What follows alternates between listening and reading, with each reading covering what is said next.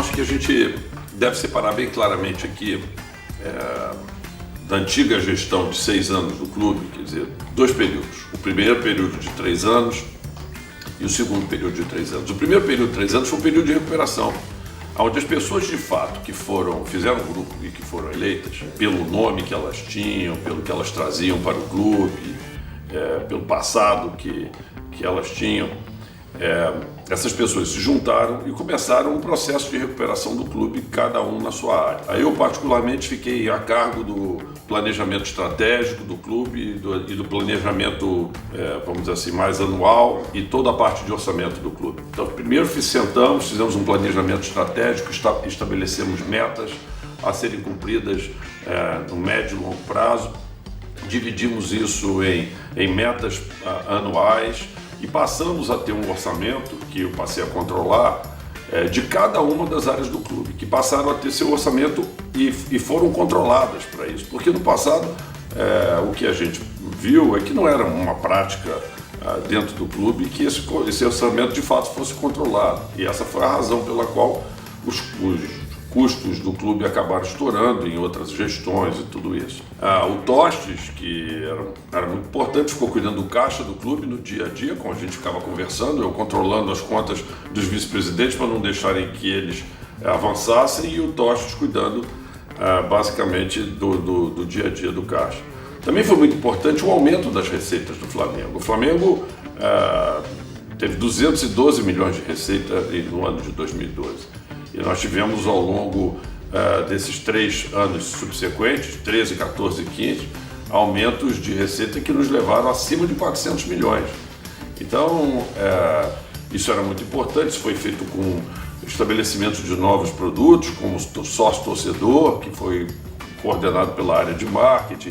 Conseguimos aumentar a bilheteria, conseguimos, com também o prestígio das pessoas que estavam, os contatos das pessoas que estavam, quer dizer, na gestão, trazer novos patrocinadores para o clube. Então, tudo isso na área de marketing, da vice-presidente de marketing, estava entregue ao BAP. Tivemos um trabalho de recuperação também dos controles da parte jurídica, de levantamento, vamos dizer assim, dos passivos do clube, que foi importante. A renegociação das dívidas financeiras com os diversos credores do clube, onde tive uma participação importante, o Tostes teve uma participação fundamental, a renegociação, vamos dizer assim, também dos spreads, dos empréstimos do clube, onde eu particularmente me envolvi diretamente com essas pessoas, ou seja, o núcleo das pessoas que hoje estão na gestão do Flamengo que ficaram responsáveis, vamos dizer assim, por todas as áreas importantes da recuperação de 2013 a 2015. Vamos deixar isso bem claro aqui. Terminado 2015, esse grupo saiu, pelo menos essas pessoas-chave saíram porque compromissos políticos não foram cumpridos. E o resultado que a gente vê nesses próximos 3 anos, que podia se esperar grandes resultados para o Flamengo, esses resultados não vieram. E eu acho que isso ocorreu por alguns motivos, mas eu gostaria de frisar assim, um que eu vejo com muita importância, que é o estilo de liderança, né? A capacidade de liderança e o estilo de liderança que a gente tinha. Os investimentos que foram feitos foram muito mal feitos na minha percepção, salvo algumas poucas exceções. O clube não conseguiu atingir resultados. Os resultados esportivos foram de um grande fracasso, né? A gente passou no futebol, por exemplo, tivemos 3 anos e mesmo com um clube com uma capacidade de investimento muito maior, o que nós conseguimos vencer foi um campeonato carioca. O que, vamos combinar, é muito pouco, né? Isso nos animou a voltar para o clube, porque a gente tinha feito um trabalho tão grande durante 3 anos de recuperação. Entregamos o clube em 2015, numa situação tão boa de investimento.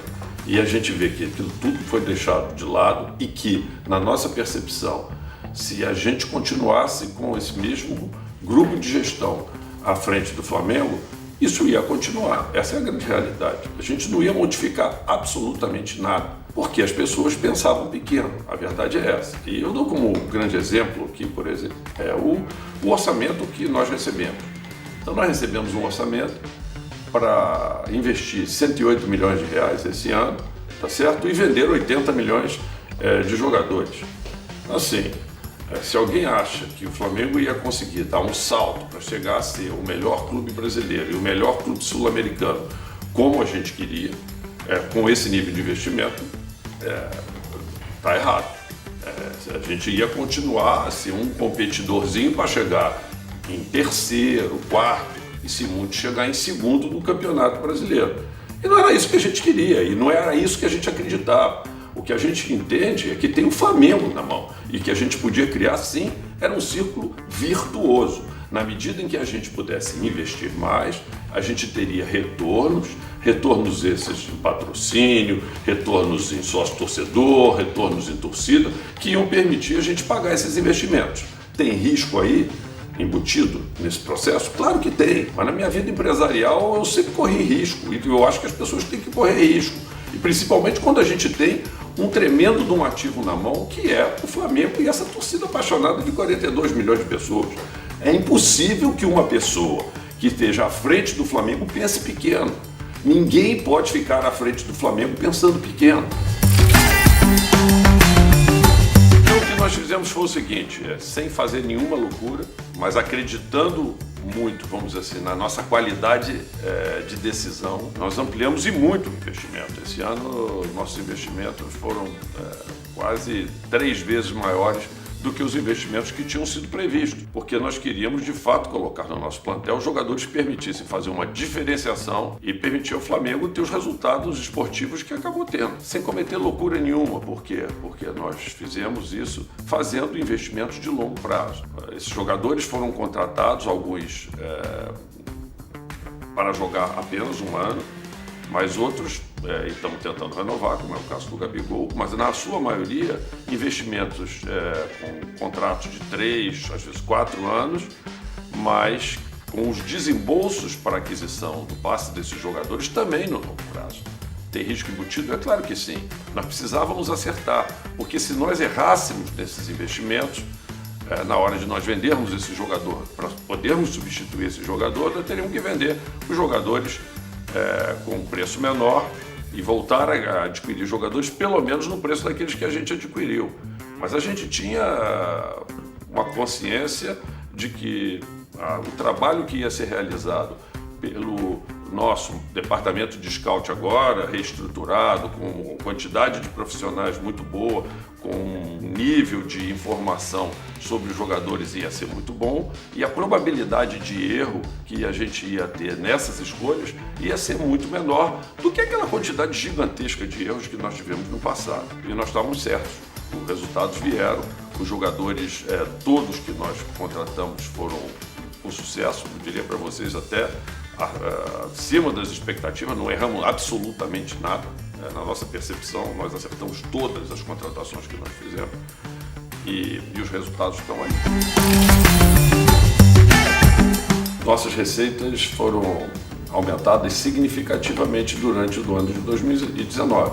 Grande parte disso veio com o aumento, vamos dizer assim, do sócio-torcedor, que foi muito importante, à medida que o espetáculo que nós estávamos dando, que eram os nossos jogos, começaram a ser cada vez melhores, começou a haver uma demanda maior de ingressos para os jogos do Flamengo e, naturalmente, maior engajamento no programa de sócio-torcedor, mais torcedores do Flamengo querendo assistir os jogos do Flamengo.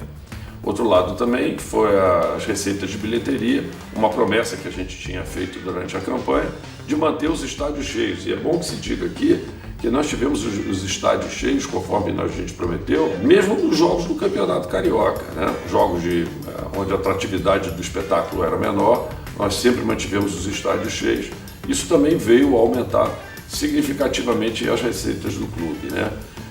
Apesar das dificuldades que nós tivemos na parte de patrocínio, que é bom que se diga que nós recebemos um clube sem um patrocinador master na camisa, quer dizer, nos passaram a gestão, quer dizer, sem receita de patrocinador master, sem nada, quer dizer, a gente teve que recuperar isso. Ao longo do ano nós fomos melhorando também isso, chegamos no final do ano com uma série de patrocinadores na nossa camisa com receitas maiores, e tivemos também as receitas dos prêmios, que na verdade nós ganhamos o Campeonato Carioca, ganhamos o Campeonato Brasileiro e ganhamos a Libertadores. Então a nossa receita como um todo aumentou, a perspectiva que a gente tem para o próximo ano também é muito boa. Os jogadores estão aí, o elenco está aí, salvo um ou outro jogador que a gente vai ter que segurar, tentar renovar. O plantel do Flamengo vai permanecer no próximo ano. Independente disso, nós já estamos identificando jogadores para continuar a melhorar a qualidade desse plantel, notadamente em algumas posições. A gente quer melhorar esse grupo para o próximo ano, mas serão investimentos muito menores e pontuais, uma vez que os principais investimentos para a formação desse grande grupo vencedor já foram feitos, e lembrando que a gente vai ter que continuar a pagar esses investimentos a partir no ano de 2020 e inclusive no ano de 2021. Foi um marco, eu acho, assim, de ousadia que nós fizemos. Na verdade, nós queríamos, e foi o que a gente discutiu muito durante a nossa campanha e tal, que a gente queria fazer o Flamengo voltar a jogar o que a gente torcida chama de jogar bonito, jogar propondo o jogo, jogar em cima do adversário, jogar o tempo todo para ganhar. A gente imaginava isso, esse era o nosso sonho, mas a gente entendia que para fazer isso era necessário não só a gente ter um técnico que tivesse esse tipo de filosofia, tivesse uma forte liderança, né? Mas que a gente tivesse um plantel qualificado. A gente entende que atendeu, vamos dizer assim, esse nível de qualificação a partir da segunda janela do ano, quando nós tivemos 4 novos reforços, né? Nós tivemos os primeiros 4 grandes reforços do clube na primeira janela e tivemos os 4 últimos grandes reforços na segunda janela. E nós entendemos que era hora também para a gente dar um salto de qualidade no nosso técnico. O nosso departamento de scout trabalhou muito na identificação desses potenciais técnicos, e nós fomos buscar o Jorge Jesus. Ele teve conversas iniciais com o nosso vice-presidente de futebol, com o nosso diretor de futebol, uma vez já avaliado pelo nosso departamento de scout, pelo grupo que gerencia o futebol, que a gente chama do Comitê do Futebol.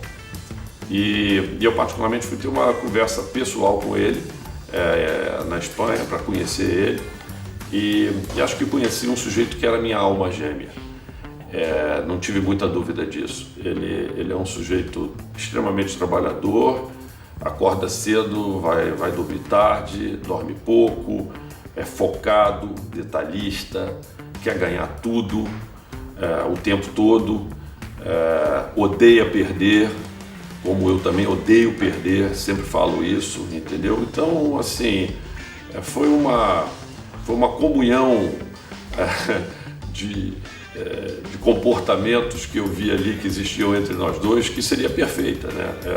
Um sujeito que gosta de desafio, encarou o fato de vir morar num país diferente, numa cultura um pouco diferente, apesar de não ter a língua diferente, mas numa cultura diferente.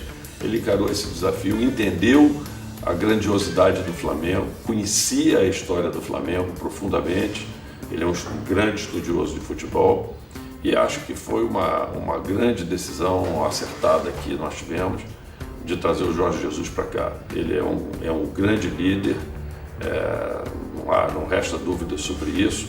Ele se encaixou perfeitamente. Eu acho que também a qualificação técnica, não só técnica eu diria, mas também de maturidade que alguns jogadores acabaram trazendo para o grupo nessa segunda janela, vieram ajudar, vamos dizer assim, a que esse comportamento geral da equipe fosse o melhor possível nesse segundo semestre. Um assunto que sempre vem à baila é o do Conselho do Futebol, do papel dele e do porquê que eu resolvi instituir esse Conselho do Futebol. Se a gente for ver as decisões que foram tomadas no futebol ao longo dos últimos 3 anos, a gente vai ver assim, apesar de alguns acertos, volto a falar aqui, mas nós tivemos muitos erros, né? Muitos erros e muito desperdício de dinheiro do Flamengo em contratações que, na minha maneira de ver, chegaram ao nível do absurdo em alguns casos, né? Jogadores com uma série de lesões que vieram para o Flamengo que não tinham a menor condição de se recuperar, como depois ficou comprovado, jogadores por preços altíssimos, tudo isso. E quando a gente via, quer dizer, o processo de decisão, existia lá uma área de inteligência de mercado, mas na verdade era uma área que tinha 2 profissionais e um deles acabou saindo junto com o diretor de futebol do Flamengo e foi embora. Ou seja, você não tinha uma estrutura dentro do Flamengo para poder dar suporte ao processo de tomada de decisão, que é um processo talvez mais importante que tenha dentro do Flamengo, porque é onde sai a maior quantidade de recursos do clube. Então, o primeiro ponto que a gente fez foi essa área, que era chamada de si, a gente chamou hoje de departamento de scout, né? Nós estruturamos essa área, hoje tem lá algo com 15 profissionais trabalhando, fazendo, vamos dizer assim, em processos bem estruturados, avaliação dos nossos jogadores, dos jogadores potenciais que a gente possa vir adquirir no mercado dentro do nosso planejamento estratégico, o acompanhamento de tudo isso, o acompanhamento das lesões e um pouco até que eu cobro, vamos dizer assim, a análise social, o comportamento social desses jogadores, porque a gente quer entender também um pouco se esses jogadores vão conseguir fazer parte de um grupo e o tipo de comportamento que eles vão ter extra-campo, porque a gente entende que isso também pode prejudicar o desempenho dele até como atleta. Então toda essa análise é feita para um processo de tomada de decisão, mas mais importante, em vez de ficar essa decisão na mão de uma pessoa, dividir essa decisão dentro de um grupo de pessoas, que é o comitê de futebol. Então hoje você tem um departamento de scout estruturado para poder levantar os dados, passa para o comitê do futebol e esse comitê do futebol reporta a mim, que, em última análise, só foi eu que vou decidir, porque a responsabilidade, no fundo, é minha. Eles têm que me convencer de que aquela contratação, ou mesmo venda, é importante para o Flamengo. Uma vez que essa decisão seja tomada, a gente coloca na mão de uma terceira pessoa, que é de um terceiro ente, que é o diretor de futebol, que é o responsável pela negociação direta com os empresários ou o que quer que seja da contratação dessa pessoa, com total oposição de interesse. Quem seleciona não é quem avalia, que não é quem negocia, como em qualquer empresa. Na verdade, o que a gente tinha anteriormente no Flamengo era esse poder todo concentrado numa única pessoa. Então, o cara que escolhia era o cara que negociava e era ele que fechava os negócios do clube. Então, para mim, a chance de dar errado era muito grande. E essa é a razão pela qual a gente tem, na minha percepção, 100% de acerto nas nossas contratações esse ano, como teve um percentual altíssimo de erros na gestão passada. A condução do futebol profissional, ela é algo que acaba consumindo, vamos dizer, tanto foco e tanta energia, e que, diga-se de passagem, vem sendo tão bem conduzida o dia a dia do futebol pelo Marco Braz, que é um craque, né? Na verdade, se a gente for ver, o Marco foi o último campeão brasileiro como diretor de futebol em 2009 no Flamengo, e essa foi a razão pela qual a gente não teve a menor dúvida de trazê-lo e de convidá-lo para, nessa gestão, tomar conta do futebol. A forma dedicada com que ele trabalha, com que ele se envolve com o futebol, faz toda e completa diferença.